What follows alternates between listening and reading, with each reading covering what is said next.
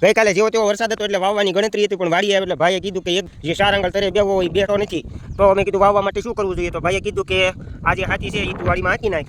તો આપણે જો આ ટ્રેક્ટરને બધું તૈયાર જ છે, અડધું હાંકીને સા પીવા માટે ગયા હતા, ફરી પાછા સીટ ઉપર બેસીને ઢઢ શરૂ કરીને ઓલા શેઠે નીકળી જઈએ. અને આવતીકાલે 8 વીઘાની શીંગામાં વાવી દેવી છે. વાલીડો લગભગ તો વરસી જાય છે, ચારે બાજુ બળ તો બહુ થયેલું છે. 2 કલાકમાં 8 વીઘા હમણાં પૂરું. બે કામ એકારે કરતું જાય છે. એ મીઠા મધુરા ગીતડા વાગતા વાગતા ઓલા શેઠે આ શેઠે કર્યા કરીશું. નાનું ટેપ પણ આમાં ફિટ કરી દીધું છે.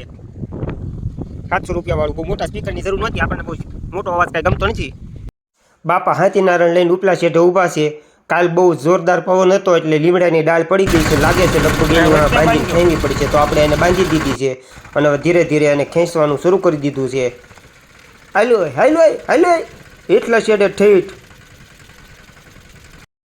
હાલો આપણે જામડા ખાવા બેસી ગયા છીએ, તમારે ખાવા હોય તો આવો.